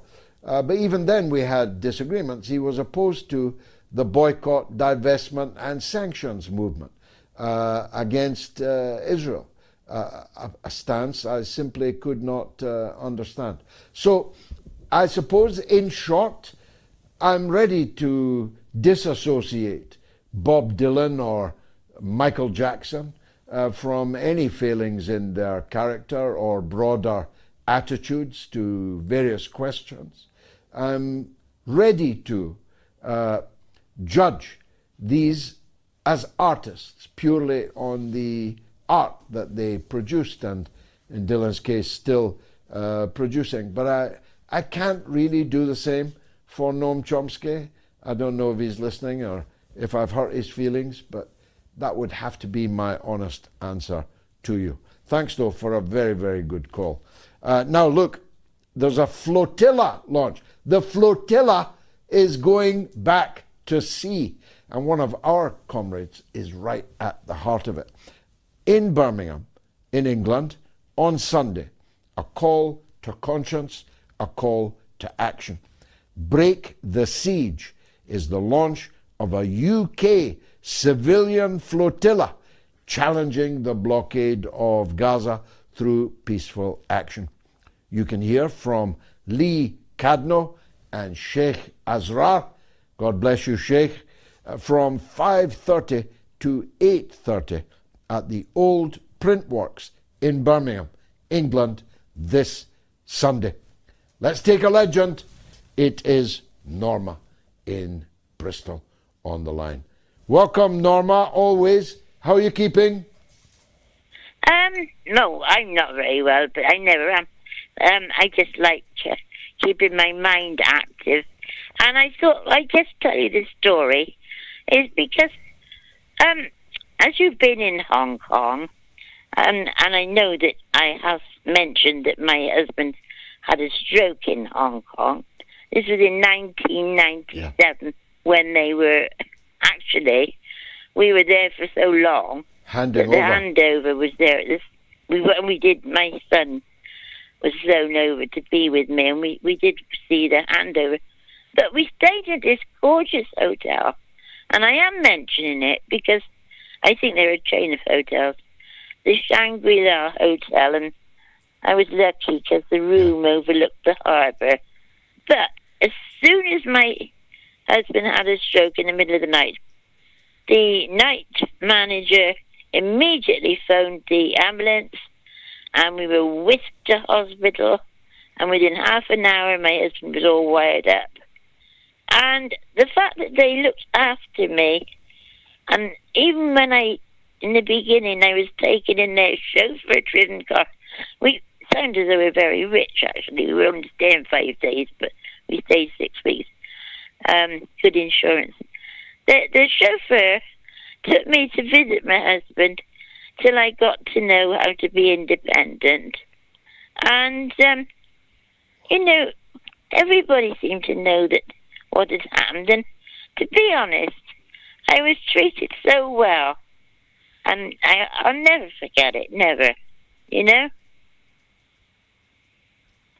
Well done, the Shangri-La Hotel, that level of service. Back then, especially in 97, would warm the cockles of anybody's heart. So well done, the night manager. Well done, the chauffeur.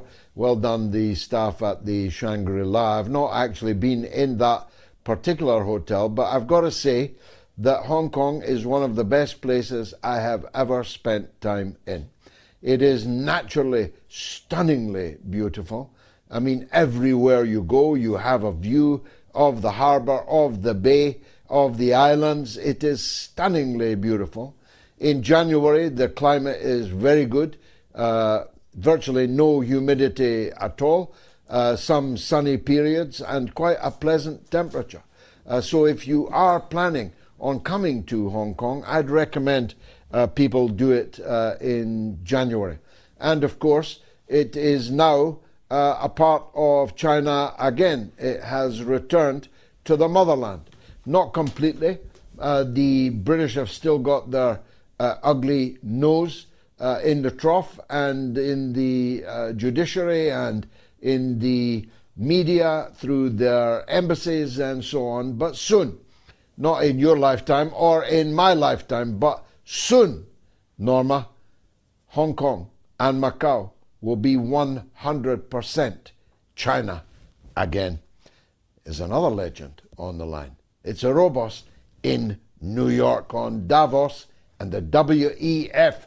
Welcome, as always, Erebos. Salubrious salutations and good day, sir. I said good day. You're burning the midnight oil on the graveyard shift. Yeah, it's almost More 5 power in the to morning. Clan Galloway. Oh, I believe it. I absolutely do. There's a reason why they say the sun rises in the east.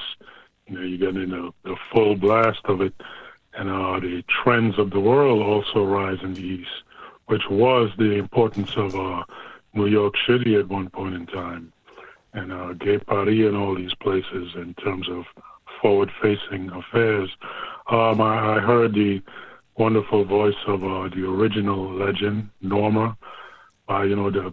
She's like Gaia, Mother Earth. She's like the mother legend. By her grace, I became a legend. I always glad to make way for her. And I remember the beatification of myself, kind of becoming a legend. It was like the fairy godfather tapping me with the wand. I bequeath thee legend status. So shout out to Norma, the eternal. To Glenn Galloway, more power to them, of course, and to Jaya the Magnificent, first of her name, the crown jewel of the staff, well planted in life. I just had a few comments about the WEF. I'm looking at this Macron, this little Macroni with his glasses, and he does have some stylish things going on with him, right? His low-profile aviator glasses. I keep my sunglasses at night to keep track of the visions in my eyes. That's a lousy rendering, but that's what he's on there challenging Trump, talking crazy, and Trump is going to take Greenland. What are they going to do? The WEF, the World Economic Forum, with the Klaus Schwab. My father is a Schweinhund Nazi. The carbon I've wanted is you. This guy. He produced these guys, Macron, little Macroni. He produced that clown. He went off to do pretty well for himself. I even forgot his name. That guy that used to run Canada, the ex-ruler of Justine. What's his face Trudeau. There? Justine, Trudeau. Little Justine Trudy, and he's hooked up with a celebrity over there, and they're just all of these people. They're rulers. They're not leaders, right? They're appointed. They're selected, not elected. The whole EU. I'll be glad to see all of them gone, and I agree with you that Trump. Yeah. Trump is doing the work of the good, and even though he's well placed in evil, he's evil fighting evil. The good always benefit. And I want to finish off with this Riza Pavlovi, right? He's like Pavlov's dogs, right? When he hears the buzzer, he hops up on his hind legs begging for a treat. The whole idea of monarchy, even in the ancient times, in the ancient world of Egypt and Sumer, the very definition of monarchy is it's entwined with slavery. There's no way out of it. The king, the monarch, and the queen, they are the personification of God and divinity in their understanding and wisdom. The original Hermes Trismegistus, right? Thrice great. So by worship of willing to keep a monarchy, all of these people, they are by definition slaves, right? And they will do whatever it is they have to do in order to perpetuate, this flaccid nose. He's like a bonono ape, right, with his flaccid, limp biscuit nose hanging down, his ridiculous face. I saw a video of him. He couldn't even open a bottle of water. He had to give it to his female assistant who was sitting next to him. This guy's completely pathetic, and he's going to run Iran. It's like saying that the world doesn't even need Iran, having a guy like that. So, a little more lighthearted, more power to Moats, more power to Clan Galloway, and looking forward to the great Gayatri, Lady Gayatri, and her presentation. Yeah, she's up next. Beautiful call, as always, robust. A terrific characterization of little Macron and the imposter Shah of Los Angeles. He is, of course, an imposter in two ways. He's an imposter in pretending that he has any support from the great mass of the 90 million Iranians who've not seen him since he was 4 years old, when he fled with their riches in the saddlebags, and the father and mother, emperor, empress, Shah, roamed around the world from Monaco to God knows where, spending the millions that they had stolen from the people of Iran. But he's a pretender, an impostor, for a second reason. The Pahlavis are not even the royal family of Iran. The royal family of Iran is ancient, millennia, and the rightful emperor or Shah, if there is such a thing as a rightful emperor, rightful Shah, was overthrown by a corporal in the Iranian army, the grandfather of this joker Reza. His grandfather was a corporal, a private soldier in the Iranian army, was raised to the rank of corporal, and then, with British backing, overthrew the actual monarch. And he had a son who was the infamous Shah of Shahs, the father of Reza. So he's a double imposter. Thank you, Erebos. It's 5 o'clock in the morning here, so I cannot delay and would not want to. Here's the woman without whom the news wouldn't be the news. Here's Gayatri. What's rattling? Breaking news after having heard Donald Trump for an hour or more rambling on the stage at Davos. He has just taken to Truth Social to say that the US is canceling tariffs he was due to impose on the European Union after agreeing to a framework to for a deal on Greenland. I'm so sorry. So he said, EU have agreed. So he said that the deal is with respect to Greenland. In fact, the entire Arctic region. The president added that the solution will be great for the US and NATO countries. But we don't have any details? No, this is just the latest breaking. Wow. But it will be great, he said. It will be great. So the people who were skeptical in the poll, who were many, about 45%. Actually, they were. Yes, they were. They may well turn out to be proved right that Trump will not invade Greenland. They'll give it to him instead. Yes, I've heard some other stories on Greenland. It's supposed to be an economic zone for the rich. What is it called? With all the players from Palantir and Facebook.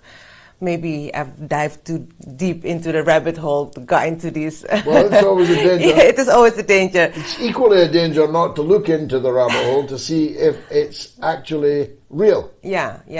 The Colonel made a good point about that when he spoke about, when he reflected on Greenland and Venezuela before that. Anyway, we're in, of course, we're in Macau. And as you said, Hong Kong is just an hours away by ferry. Hong Kong was handed over back to China in 1997 by Britain, and Macau by Portugal in 1999. So the true sovereignty, i.e. Completely with the mainland, is not until 2049 here in Macau or 2047 in Hong Kong. But you know, time flies. And well, you'll still be around. Our children will be around. They'll hopefully get a warm welcome. Yes, but this all comes, of course, on the back of Carney, Canada, having this very, very epic meeting with Xi Jinping. Strategic partner of the People's Republic of China. Exactly. And governed by the Communist Party of China. And founded by Chairman Mao Zedong and his revolutionary line. Comrade McCartney, I call him. So, Macron started this, of course, a while back, and of course the other European leaders are lining up, and I think Starmer should get in line very soon, and not least because he's caused, or Britain has caused, so much trouble for China over their mega embassy in London. A 7-year process that has been, but this week Britain has finally approved for the mega embassy to finally go ahead with it. Well, Starmer's cops grilled me for 4 hours at Gatwick Airport. Yeah. And 30%, you 5 hours, 30% of the questions they asked me were about China. This is my point. About our relationship with China. This is my point, yes. The anti-terror cops, just a couple of months ago, were demanding answers from me about my attitude towards China, and now Starmer is cap in hand, begging bowl in hand, headed for Beijing. You couldn't make it up. No, we couldn't make it up. Well, I was going to say I'd take you for chips, but there's a problem. We are in a hotel which is actually a casino. I cannot go into a casino, but there's lots of chips there. And if I say I'm going to take you for chips, it might be misunderstood in this grand in this area, casino. Yes. Let me just close by announcing that next week, this time, we will have Professor Jeffrey Sachs on the show. Oh, so man, Professor Jeffrey Sachs. When? Next Wednesday? Next Wednesday. That's it. So that is a coup. Well done to Jaya and the team. This is one of the great minds of the world today, and for some considerable time, producing the kind of intellectual discourse that if it was in government in the world, it would be a much better and safer world. So we'll say good night or good morning or whatever it is for you. We will be back, God willing, live from Hong Kong on Sunday, which means another 3 a.m. start for us. Then it will begin to taper to more tolerable hours until we reach South Africa in September, when it will be exactly the same time as UK. Good night.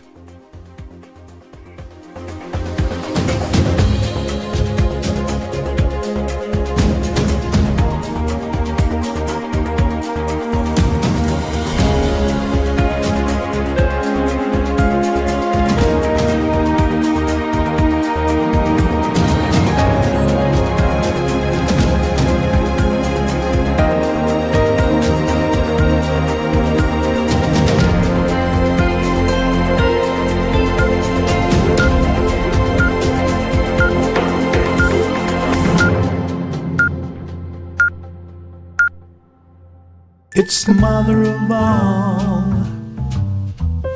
talk shows. It's the mother of all talk shows. It's the mother of all talk shows. Go get 'em, George.